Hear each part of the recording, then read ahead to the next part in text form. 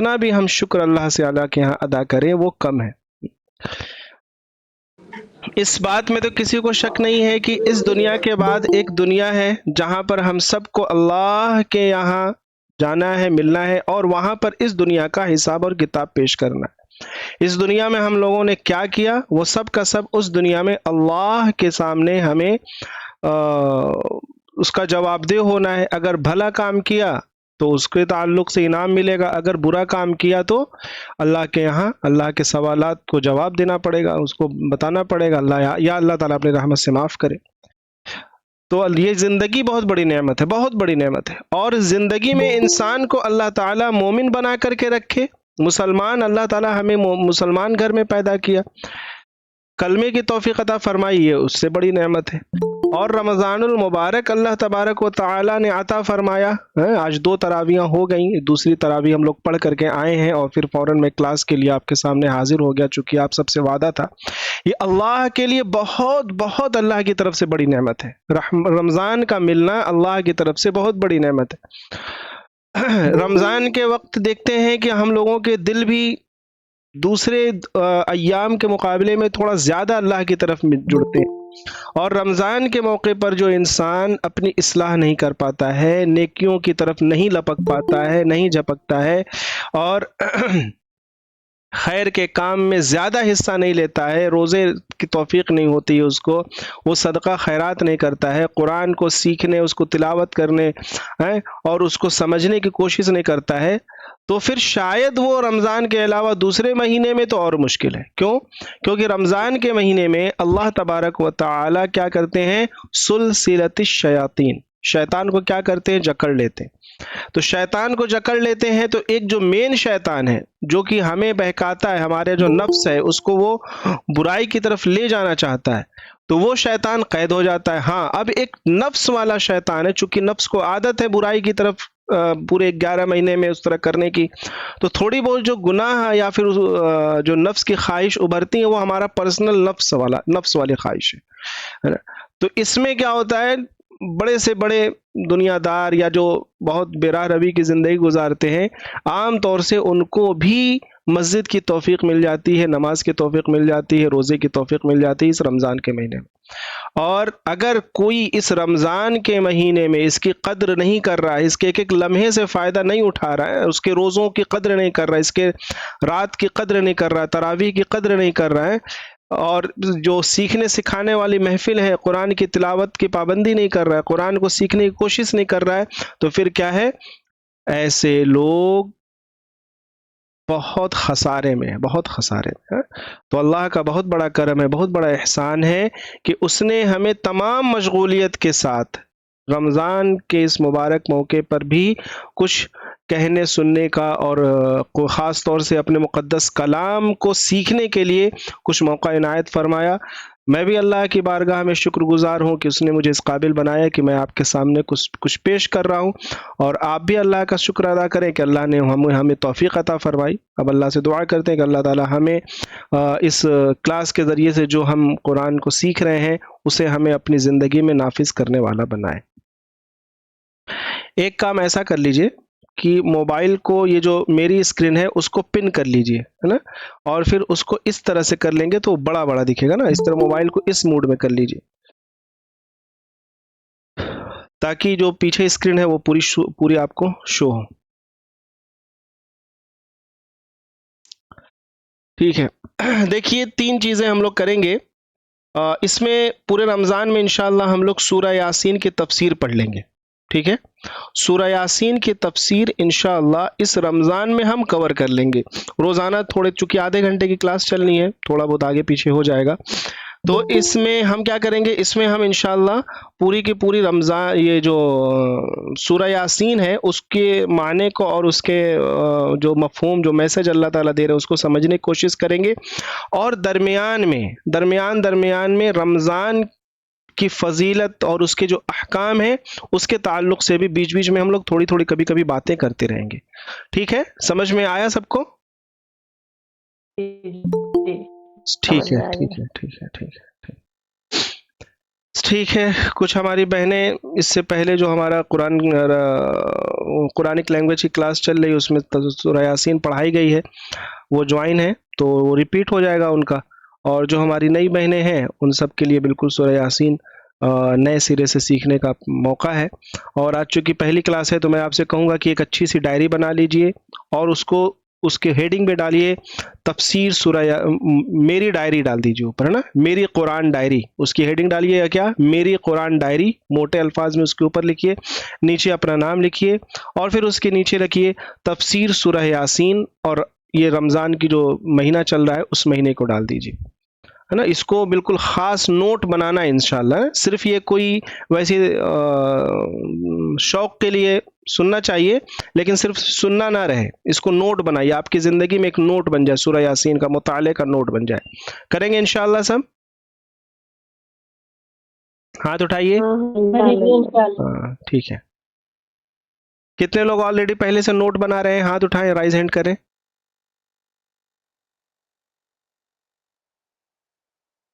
ٹھیک ہے، جو لوگ نہیں بنائے وہ لوگ آئندہ کے لیے بھی وہ کریں انشاءاللہ، جو ہے کل سے اس کو ترتیب بنا لیں، نوٹس کی ترتیب ضرور بنائیں نا، ورنہ پھر کیا ہوتا ہے لیکچر کے بعد وہ ضائع ہو جاتا ہے، وہ پورا لیکچر دماغ میں نہیں رہتا ہے تو پھر وہ چیزیں نکل آتی، نوٹس بنانے سے وہ محفوظ ہو جاتی۔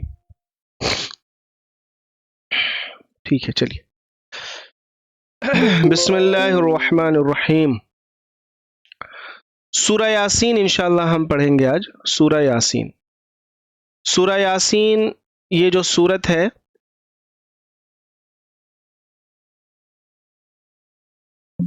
سورہ یاسین یہ سورت 36ویں نمبر کی سورت ہے قرآن کریم کی، اور آج شاید ہم لوگ صرف سورہ یاسین کی فضیلت پہ بات کریں۔ کوئی بتا سکتا ہے سورہ یاسین مکی ہے یا مدنی ہے؟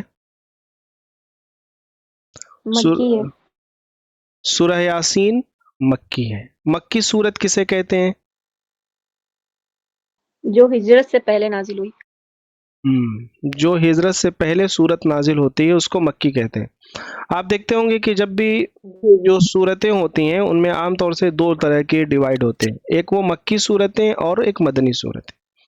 مکی صورتوں کا مطلب یہ ہوا کہ نہیں کہ مکے میں ہی نازل ہو، مکی صورتوں کا مطلب یہ ہوا کہ وہ صورت جو ہجرت سے پہلے نازل ہو، مکی زندگی میں نازل ہوئی، خواہ وہ مکے میں نازل ہو، خواہ وہ طائف میں نازل ہو، خواہ کہیں بھی نازل ہو، ضروری نہیں اس کا مکے میں نازل ہونا۔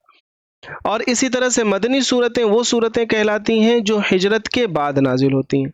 ہجرت کے بعد مدینے میں چونکہ آپ صلی اللہ علیہ وسلم 13 سال مکے میں رہے، 10 سال مدینے میں رہے، تو 13 سال کی جو زندگی آپ کی گزری وہ مکی تھی، اور 10 سال کی جو آخر کی زندگی گزری وہ مدنی زندگی تھی۔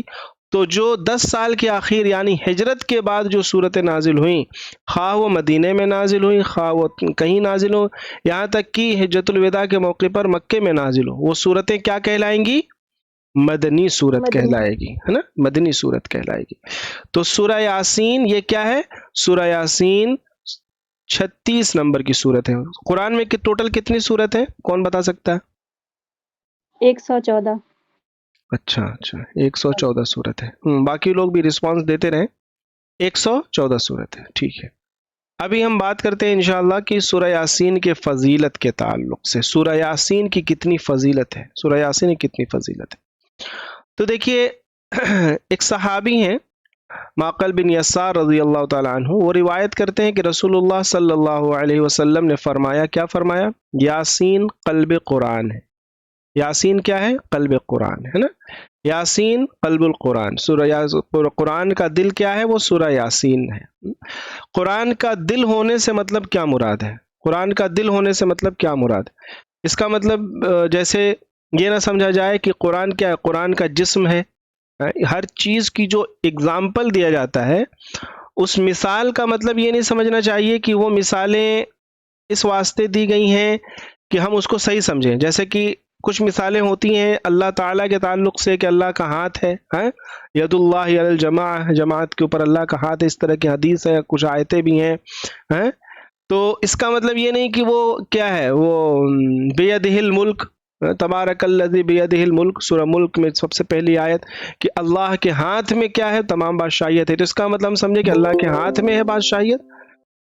इसका मतलब ये नहीं हुआ, इसका मतलब अल्लाह की कुदरत की तरफ बताना इशारा, अल्लाह के हाथ की तरफ इशारा करना नहीं है ना। नऊज़ बिल्लाह, हम ये ना समझे कि जैसे हमारे आँख हैं, हमारे कान हैं, हम बोलते हैं, हम सुनते हैं, हम चलते हैं पैर से, हम पकड़ते हैं हाथ से, तो अल्लाह मियाँ भी नऊज़ बिल्लाह ऐसे नहीं। अल्लाह ताला जिस्म से पाक है ना, अल्लाह ताला जिस्म से पाक है।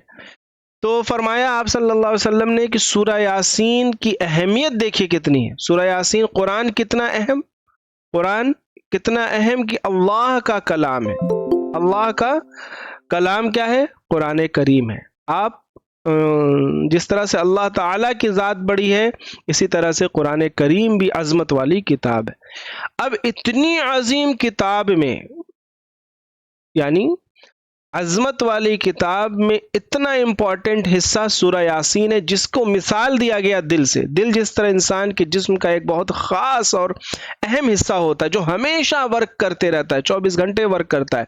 अगर दिल रुक गया, हाथ वर्क नहीं करता हमेशा, दिमाग भी एटलीस्ट हमेशा वर्क नहीं करता, एक वक्त आता है कि बिल्कुल वो सो जाता है, लेकिन दिल क्या है, वो हमेशा वर्क करता है। उसको पैदा बच्चा हुआ, वर्क शुरू हो गया, और जब तक वो जिंदा है दिल अपना काम करता रहेगा।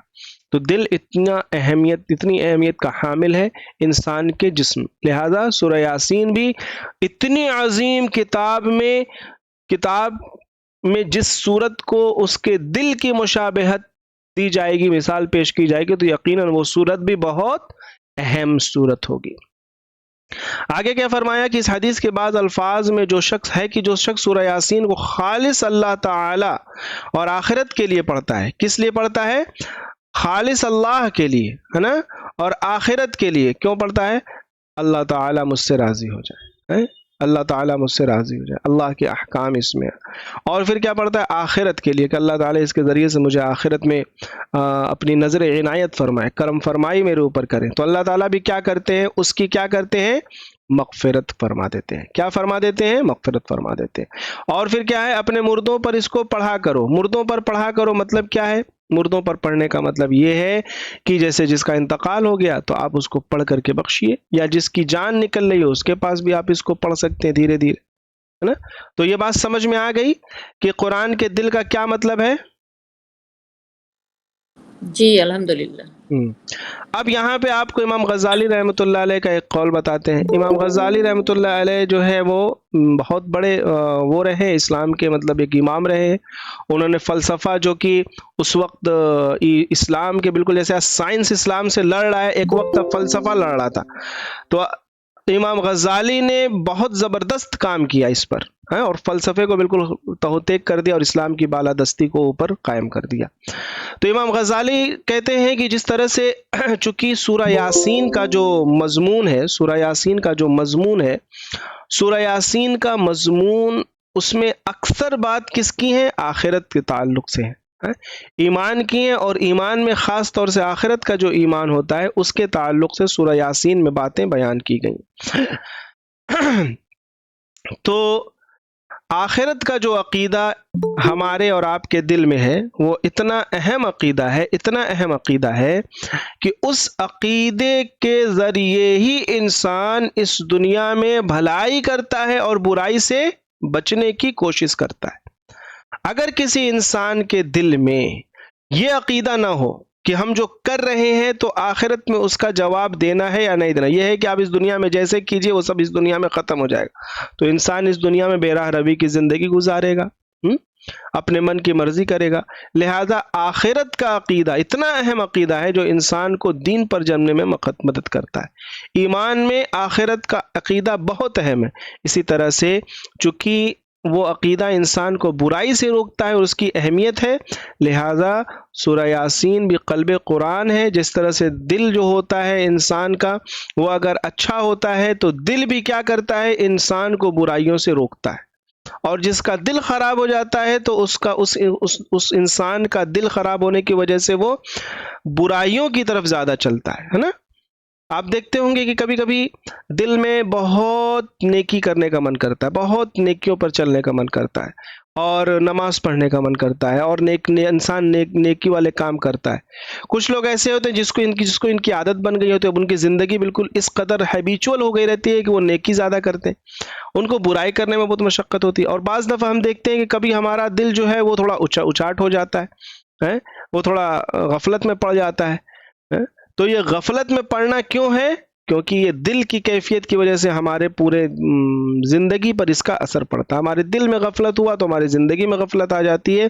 جب ہمارا دل زندہ ہوتا ہے تو ہمارا دل بھی، ہماری زندگی بھی زندہ ہوتی ہے نا. سمجھ میں بات آئی؟ جی ٹھیک ہے، ٹھیک ہے.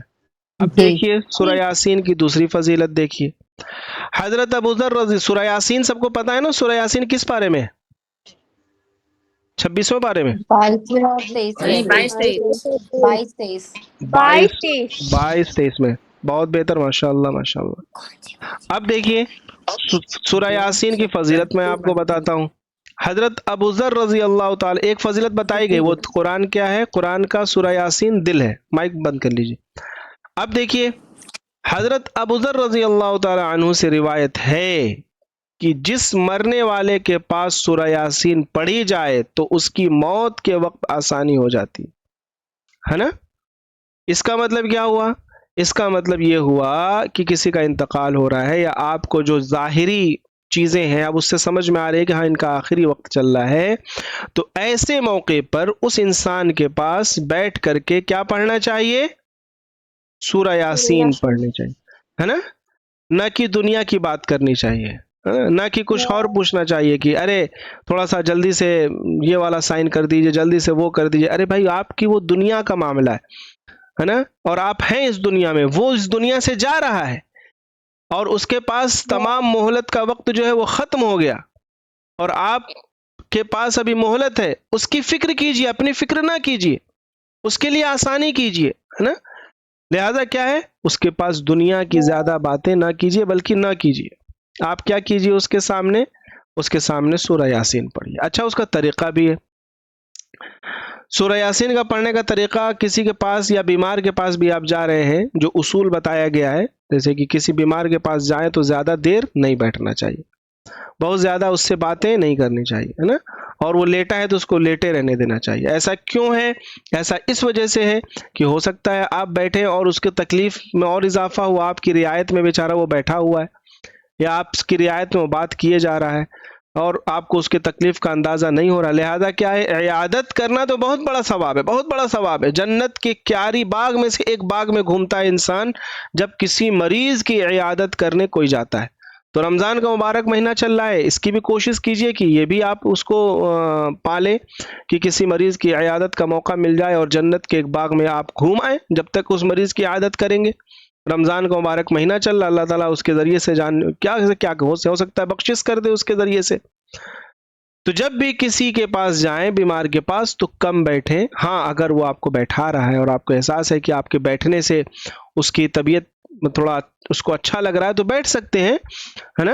اگر آپ کا خاص دوست ہے، وہ ہوتا ہے بعض دفعہ کہ ہم گئے بات کر رہے تو پھر خود ہی وہ بیمار آدمی بولتا ہے بیٹھیے اچھا لگ رہا، تو بیٹھ سکتے ہیں اگر آپ کی وقت آپ کو اجازت دے تو. ورنہ آپ کو لگ رہا ہے کہ اس کو تکلیف ہو رہی ہے، ایسا احساس ہو رہا، تو پھر وہاں بیٹھنے کی آپ کو ضرورت نہیں ہے. ہاں اس کو دعا دے دیجئے، اس کو دعا دے دیجئے اور اس کے لیے اچھی باتیں بتا دیجئے، پازیٹیو بات بتائیے. ایسی نہ ہو کہ اس کی بیماری ہے تو خوب بیماری بڑھا چڑھا کے بتائیں. کہنا چاہیے انشاءاللہ ٹھیک ہو جائیں گے، اللہ تعالیٰ کی رحمت بہت بڑی ہے. اللہ تعالیٰ مومن کو تھوڑی سی بھی تکلیف دیتے ہیں تو اس کے ذریعے سے اللہ تبارک و تعالیٰ کیا کرتے ہیں؟ مومن کے گناہوں کو معاف کرتے ہیں. اس طرح کی پازیٹیو باتیں کریں، ہے نا، ڈرائیں دھمکائیں نہیں. اسی طرح سے جس کے انتقال کے پاس ہیں تو بہت تیز سورہ یاسین پڑھنا نہ شروع کر دیجئے. چلا چلا کے پڑھ رہے ہیں کہ وہ بیچارہ اس کے کان میں آواز جا رہی ہے تو اب اس کی کیفیت دوسری ہے، اب اس کو اور تکلیف ہو رہی ہے. یا ہو سکتا ہے کہ اس کے کان میں آپ کی آواز تیز جا رہی ہے، اب دوسری کیفیت ہونے کی وجہ سے وہ کچھ الٹا پلٹا کہہ دے. ہو سکتا ہے، پاسبل ہے، وہ کہے کہ ہٹو یہاں سے، کیا یہاں بیٹھے ہو، کیا پڑھ رہے ہو، کیا بک رہے ہو، نعوذ باللہ. تو اس سے کیا ہے؟ توہین ہوگی سورت کی. تو لہذا کیا ہے؟ تھوڑا سا آہستہ آواز میں کسی کے پاس اس طرح کی حالت میں اگر آپ پڑھ رہے ہیں تو پڑھنا چاہیے. بہرحال سورہ یاسین کسی انتقال کرتے ہوئے انسان کے پاس پڑھنا مسنون ہے، اس سے اس کی موت میں آسانی ہو جاتی ہے. سمجھ میں بات آئی اتنی؟ یہ والی سلائیڈ سمجھ میں آ گئی سورہ یاسین پڑھنے کے تعلق سے؟ جی الحمدللہ. الحمدللہ. ٹھیک ہے. اب دیکھیے سورہ یاسین کی ایک اور فضیلت دیکھیے. سورہ یاسین کی ایک اور فضیلت یہ ہے کہ حضرت عبداللہ بن زبیر رضی اللہ تعالی عنہ نے فرمایا کہ جو شخص سورہ یاسین کو اپنی حاجت کے آگے کر دے، ہے نا، حاجت کے آگے کرنے کا مطلب کیا ہے؟ حاجت کے آگے کرنے کا مطلب یہ ہے کہ جیسے دیکھیے دعا، ہم دعا مانگتے ہیں نا، دعا مانگنے کا طریقہ کیا ہے؟ دعا مانگنے کا طریقہ یہ ہے کہ جو آپ کا مدعا ہے اس کو پہلے نہ بیان کیجئے. پہلے کیا بیان کیجئے؟ پہلے بیان کیجئے اللہ کی تعریف، اس کی حمد، اس کی ثنا کیجئے. ٹھیک ہے. پھر دوسرا پارٹ آتا ہے حضرت محمد مصطفیٰ صلی اللہ علیہ وسلم پر درود کا نذرانہ پیش کیجئے. پھر تیسرا پارٹ آتا ہے اب اپنا مدعا بیان کیجئے. سمجھ میں بات آئی؟ تو پہلے آگے کیا کرنا ہے؟ دعا میں اللہ کی حمد و ثنا کرنا ہے. اس کے بعد کیا کرنا ہے؟ آپ صلی اللہ علیہ وسلم پر درود و سلام پڑھنا ہے. اس کے بعد کیا کرنا ہے؟ اپنا مدعا بیان کرنا ہے. اور بہتر یہ ہے کہ آخر میں پھر درود شریف پڑھ لیجیے. تو اس سے کیا ہے، آپ کی جو دعا ہے وہ بیچ میں ہے اور اس کے آگے پیچھے کیا لگ گیا؟ زبردست انجن لگ گیا، ہے نا، زبردست انجن لگ گیا. وہ انجن اس کو کھینچ کے لے کے چلا جائے گا. درود شریف ایسی چیز ہے کہ جو سیدھے جاتی ہے اللہ کے یہاں قبول ہو جاتی ہے، تو اسی کے صدقے ہو سکتا ہے ہم لوگ کی دعا بھی قبول ہو جائے. اور اللہ تعالیٰ کو اپنی حمد و ثنا پسند ہے، لہذا درود شریف سے پہلے اللہ کی حمد و ثنا کرنا ہے. تو دعا کا طریقہ یہ ہے نا، اسٹیپ بائی اسٹیپ. اسی طرح سے سورہ یاسین کو اپنی حاجت کے آگے کر دے، اس کا مطلب بھی یہ ہے کہ جو بھی اپنی دعا ہے، جیسے ہم لوگ نماز پڑھ کے دعا مانگتے ہیں، اسی طرح سے سورہ یاسین پڑھیے. سورہ یاسین پڑھیے اس خاص اپنی دعا کے لیے کہ مجھے اللہ سے یہ دعا کرنی ہے. تو دعا کرنے سے پہلے سورہ یاسین کی پوری تلاوت کر دیجئے، پھر اہتمام سے اس کو رکھ دیجئے، پھر پورے دل سے متوجہ ہو جائیے اللہ کی طرف اور اللہ کے سامنے اپنے ہاتھ کو پھیلا دیجئے اور اخلاص اور خشوع اور خضوع سے اور ایک مانگنے والے انداز میں، جیسے کہ ایک سوالی سوال کرتا ہے، اللہ سے آپ سوال کیجئے، روئیے، گڑ گڑائیے، مانگیے، اللہ تعالیٰ آپ کی دعا کو قبول کریں گے. تو اپنی حاجت کو سے پہلے سورہ یاسین کو آگے کر دینے کا مطلب سمجھ میں بات آئی؟ جی سر. ہاں، اپنی حاجت سے پہلے سورہ یاسین کو کر دیجئے. اس کا مطلب یہ نہیں کہ اپنی حاجت ہے تو سورہ یاسین اسی پہ چپکا دیے، وہ کام نہیں. اس کو پڑھنا، اس کی تلاوت کی طرف اس کا اشارہ ہے کہ دعا سے پہلے اس کی تلاوت کر لیجئے. ٹھیک ہے. کیا کیا باتیں ہو گئیں؟ نمبر 1 کیا ہو گیا؟ قلب قرآن. قرآن کیا ہے؟ قلب قرآن، دل ہے نا. نمبر 2 کیا ہو گیا؟ کیا ہو گیا؟ کسی کی موت آئے تو اس کے سامنے سورہ یاسین پڑھیے. اس کا طریقہ کیا ہے یہ بتا دیا گیا. نمبر 3 کیا ہو گیا؟ اپنی حاجت سے آگے کوئی اگر سورہ یاسین کو کرنا چاہے تو کرے، یہ بہتر ہے. 3 چیزیں ہو گئیں. ٹھیک ہے. اب دیکھیے اب کیا ہے. اب دیکھیے سورہ یاسین کی فضیلت میں کتنی فضیلت ہوگی سورہ یاسین کی؟ 3 ہوئی نا ابھی. ہاں. اب دیکھیے یہ ایک قول اور ہے، یہ حدیث نہیں ہے شاید. یحییٰ بن کثیر رحمۃ اللہ علیہ نے فرمایا جو شخص صبح کو، تھوڑا مائک بند کر لے، صبح کو سورہ یاسین پڑھ لے وہ شام تک خوشی اور آرام میں رہے گا، اور جو شام کو پڑھ لے تو صبح تک خوشی میں رہے گا. خوشی سے مطلب کیا ہے؟ خوشی سے مطلب یہ نہیں ہے کہ آپ کو کوئی غم کی خبر نہیں ملے گی اور اللہ کی طرف سے آزمائش نہیں آئے گی، بلکہ خوشی اور آرام سے مطلب کیا ہے کہ کل 10 روپے کمائے تھے آج 100 روپے کمائیں گے، کل 10 کمائے تھے آج 20 کمائیں گے. اس کا مطلب یہ ہے یا کچھ اور ہے؟